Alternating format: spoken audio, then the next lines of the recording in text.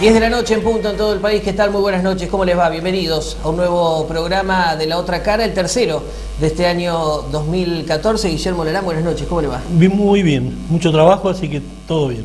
Después de un fin de semana largo, pero que sirvió para analizar, para comenzar a ver y a diagramar de qué manera uno trataba, que es lo que vamos a hacer en los próximos 60 minutos, de resumir situaciones que sin dudas que tienen su comienzo en situaciones anteriores, pero que ocurrieron sobre el cierre de la semana pasada, principalmente en el Consejo Deliberante. Lo vamos a tener que resumir en un ratito nada más y tratar de que ustedes entiendan un poco más de lo que se analiza allí en el cuerpo legislativo, un poco más de estas situaciones que sin dudas tienen que ver con la realidad. Allí se habla sobre papeles, se habla sobre, justamente a partir del testimonio de cada uno de los que están en ese lugar, pero quizás tenemos la posibilidad nosotros de analizarlo desde afuera y ver qué es lo que ocurre en la realidad. Varios temas, Guillermo, vamos a estar analizando durante el transcurso del programa, porque nos han llegado algunos mensajes también a través del correo electrónico o el mismo Facebook. Después vamos a ir viendo, ustedes pueden adherirse, poner el famoso me gusta. Me resulta medio raro esto de decir poné me gusta, porque es medio, ¿no? como los jóvenes hoy, esto de decir poneme me gusta en el Facebook, pero forma parte de la interacción que podemos tener nosotros desde aquí, contándoles a ustedes las noticias, analizando lo que ocurre en San Martín de los Andes, y ustedes desde su casa, desde su computadora, en este caso desde el televisor, llamándonos por ejemplo al 427-914, ingresando al sitio digital www.laotracaradigital.com o buscándonos en Facebook y dejándonos mensajes como nos dejó una madre en la previa, en realidad durante el transcurso. Allí está la portada de La Otra Cara en Facebook. Mire qué bien que está Larán en la fotito. Foto de Leila, ¿no? Que hace unas fotos, hace magia con las fotos. Allí está la información, compartimos lo que justamente vamos publicando en La Otra Cara y algunos adelantos, situaciones que se generan aquí en el programa y algunos mensajes que seguramente durante el transcurso del programa, de aquí hasta las 11 de la noche, vamos a estar leyendo. Vamos a hablar también del caso Aigo. Hay fecha para el juicio a Juan Marco Fernández y a Analía Godoy. Esto fue novedad sobre el cierre de la semana pasada, lo publicamos en La Otra Cara Digital. Hay audiencia, por lo menos se llamó a la primera audiencia para el 14 de mayo, esto va a ser a las 9 de la mañana en Junín de los Andes. Recién confirmábamos la información de que el juicio debería realizarse, de hecho entendemos que así va a ser, en Junín de los Andes. Lo que no está determinado, y esto ha generado una suerte de confusión sobre todo en los medios locales, es el lugar físico, el espacio físico donde se va a desarrollar el juicio a Juan Marco Fernández y a Analía Godoy. Vamos a estar hablando de este tema en un ratito nada más. Lo decía recién, el Consejo Deliberante, lo que ocurrió el jueves pasado en la sesión en donde se analizó, entre otros temas, sin duda que fue el tema que llevó mayor tiempo de debate, la situación del local nocturno. Estamos hablando del local Enigma.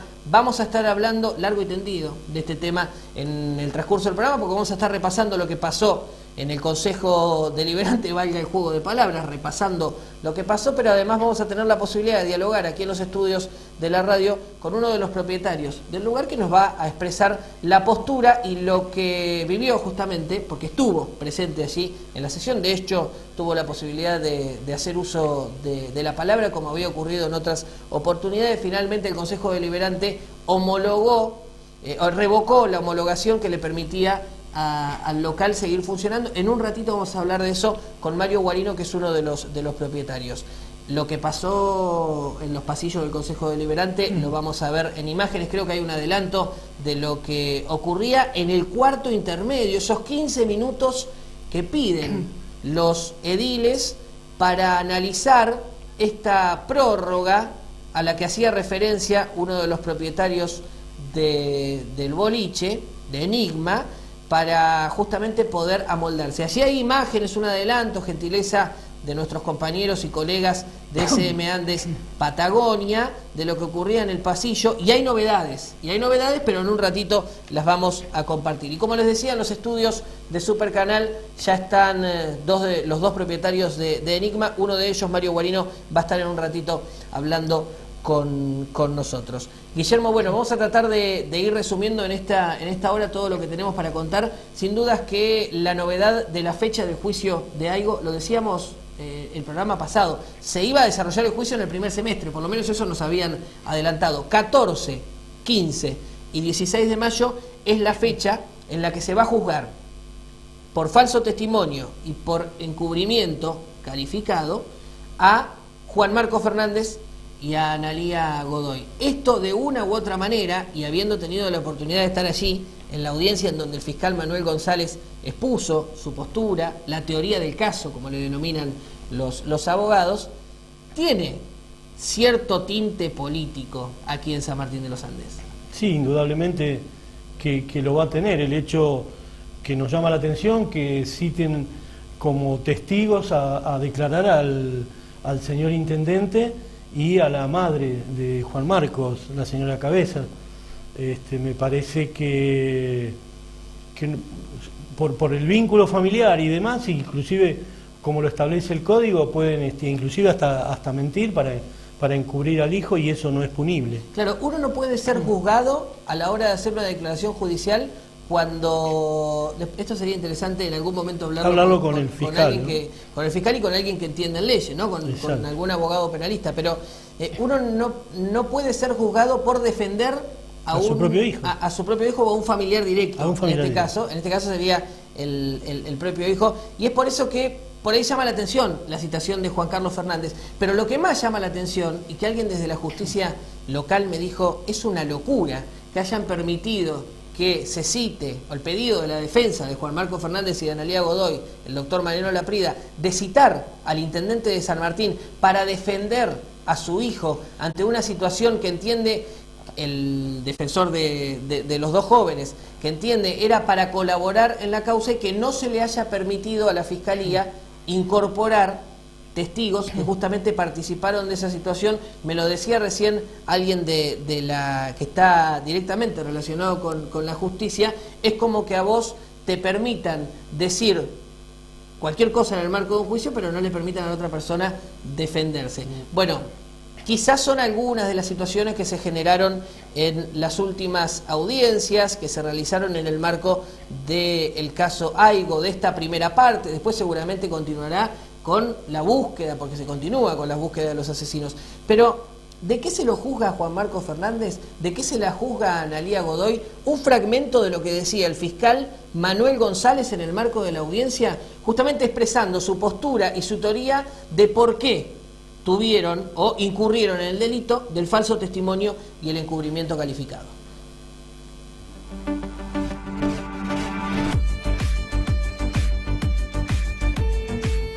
No tiene ningún sentido que digan, porque en el lugar, cuando se inspeccionó la camioneta, había 3 mochilas, las cuales tenían prácticamente el mismo contenido.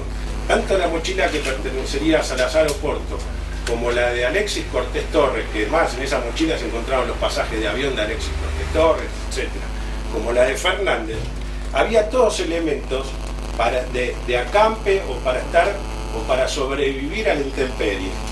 ¿Qué dijo respecto a esto? Que él llevaba una mochila por las dudas, que si en el viaje le pasaba algo, entonces tenía que resguarecerse, entonces tenía los elementos para sobrevivir. Qué casualidad, estas 3 personas que cometen un homicidio tenían las 3 mochilas con elementos similares. También será materia de prueba. En la mochila de Fernández y en una de los otros imputados se encontraron unas lonas verdes con cinta tape verde, que la única utilidad, que se le puede explicar a eso es para esconder cosas, para que no se mojen cosas. Nunca explicó los motivos para qué eran esa famosa lona verde y cinta verde, que perfectamente se entiende que eran para camuflar algo. También será una materia de prueba. Están los informes efectuados por el jefe de Gendarmería que dan cuenta de las entradas y salidas que tiene la camioneta de Fernández y la salida que tienen Fernández y Godoy. Y de hecho dan cuenta de cómo han mentido en esas cosas, y será cuestión de explayarme en cuanto a los días, los motivos del viaje. Está mucho más explicado y será materia de juicio. Que un viaje diga que viajó desde Mallín Ahogado, pasando por el Paso Trome, para ir a cambiar cubiertas, se gastaba más plata en la nafta y en todos los gastos que le ocasionaba. Absolutamente inverosímil. Y eso fue tenido en cuenta al momento de detenerla infraganti por el tema de falso testimonio. Cuando se hizo el allanamiento en la casa de Salazar Oporto, ahí también será materia para explayarnos. Después vamos a ver, y será en el juicio donde vamos a ver las circunstancias, dónde viven, cómo viven. Era un fantasma. No había fotos, no había documentos, nada del nombre. Pero sí sabe que se encontró dos partes originales de los formularios TUM de Gendarmería. ¿Qué quiere decir esto? Los formularios, cada uno, cuando uno viaja al exterior, al hacer migraciones, que ahora lo hace la Dirección de Migración, antes lo hacía Gendarmería, ya componía un formulario con 4 partes. Uno sale del país y queda uno en la aduana en migraciones de Argentina, el otro en Chile, el otro, cuando uno vuelve, queda el tercero en Chile y el cuarto en Argentina. Bueno, en lo de Salazar Oporto se encontraron 2 partes de ese formulario a nombre de Juan Marco Fernández. Pregunto, ¿quién no se conoce? Si yo no tengo relación con alguien, ¿cómo puede tener alguien a quien yo no conozco, lo conozco así del pueblo, más he vivido en Junín, en San Martín? Si alguien que yo conozco de hola, ¿qué tal? ¿Cómo puede tener en su poder 2 formularios de salida del país mío?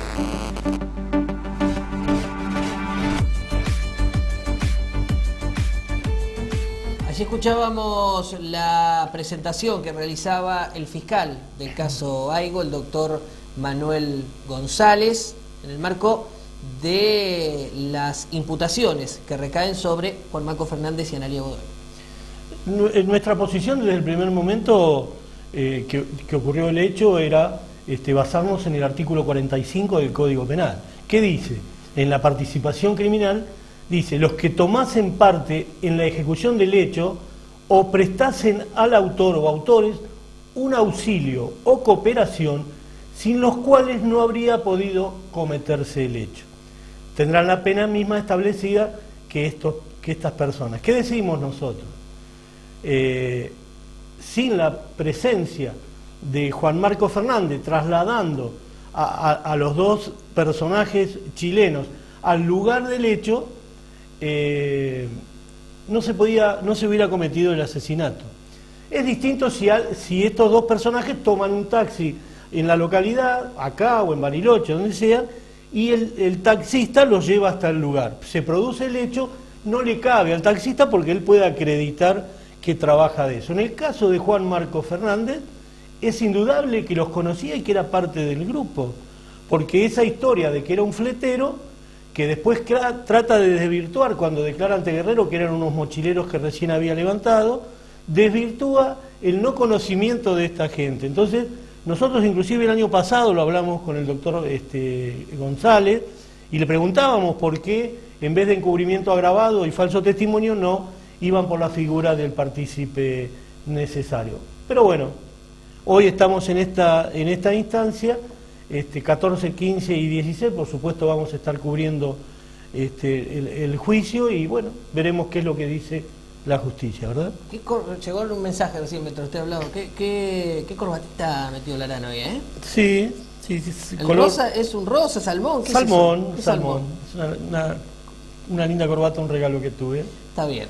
Bueno, no le voy a preguntar de quién. Este programa también analiza, cambiamos de tema antes de irnos a la pausa, este programa también analiza la política y sin duda, Guillermo, que el año 2014 va a estar repleto de política porque se van comenzando a pergeñar y a conocer los pasos que van dando cada uno de los referentes de cara al 2015, que va a ser nuevamente un año electoral en lo legislativo, pero también, y esta es la novedad y la diferencia con el 2013, año electoral desde el punto de vista ejecutivo, es decir, se van a renovar las autoridades a nivel nacional, a nivel provincial y a nivel local. Y en los 3 estratos, en los 3 niveles, nacional, local, nacional, provincial y local, está el kirchnerismo bastante metido, digo, porque de una u otra manera el gobierno provincial tiene una suerte de relación con el gobierno nacional, habrá que ver si esto prospera o no. A nivel nacional gobierna el kirchnerismo, y a nivel local todo parece indicar que la estructura del acuerdo político, que ya prácticamente Frente para la Victoria, solo queda Ana Ambrosi como adherente desde el lunes, pero el lunes ya ha anunciado su acercamiento a Ramón Rioseco de Cutralcó, todo parece indicar que se va a cerrar en las filas del Frente para la Victoria y los movimientos que lo componen. Pero, ¿qué es el kirchnerismo? En realidad esto que voy a comentar tiene que ver con si el kirchnerismo es algo nuevo, ¿no? Tomás Abraham, un filósofo que está muy de actualidad, hace un análisis muy interesante en el diario Perfil el fin de semana. Entonces dice, el kirchnerismo es algo nuevo, y refiere la historia última de la Argentina. Entonces empieza con Perón, en el año 40, en la posguerra, que indudablemente Perón fue algo nuevo, algo que quebró la inercia de lo que venía, ¿no? Los conservadores estaban viejos, los radicales eran parte del pasado, con Irigoyen, Alvear y demás, y los socialistas y anarquistas no encontraban un rumbo. Perón ve la coyuntura, hace una mezcla, apela al laborismo inglés, al fascismo italiano, al nacionalismo tradicional, y con eso arma un proyecto que por eso dice que era algo nuevo. ¿Quién es el otro que en la historia cambia en Argentina? Arturo Frondizi. Arturo Frondizi, que pacta con Perón a través de Frigerio en Venezuela y demás, pero que le da una revolución cultural, una revolución industrial, que luego fue frustrada. Y otro que cambió fue Carlos Menem. ¿Por qué? Y porque Menem congeló la inflación en ese momento, proceso de privatizaciones y una relación carnal con Estados Unidos. Lo que dice Abraham no es ni bueno ni malo, está haciendo una descripción de cómo hizo cada uno de estos líderes. No lo pone a Raúl Alfonsín en esto nuevo que haya inventado nada, porque en realidad no llegó a hacer nada, entrega el gobierno antes, la hiperinflación, los procesos con los militares y demás. Y luego dice, ¿el kirchnerismo es algo nuevo? Bueno, él sostiene que no. El kirchnerismo ha profundizado el tema de la política de los amigos, capitalistas amigos, una nueva burguesía.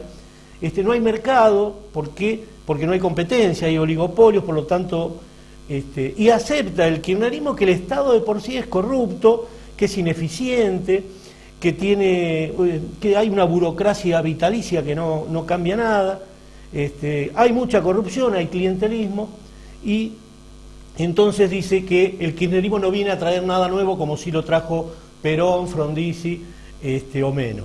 Y luego dice, ¿qué es lo que nos deja este kirchnerismo que se va? Bueno, nos deja una marginación, nos deja un 30% de gente fuera del sistema, cuentapropistas, manteros, talleres clandestinos, ilegales, planes sociales, barra bravas en todos lados, que después vamos a hablar de los barra bravas de acá, de la política de San Martín, toda gente rentada y viviendo de la teta del Estado.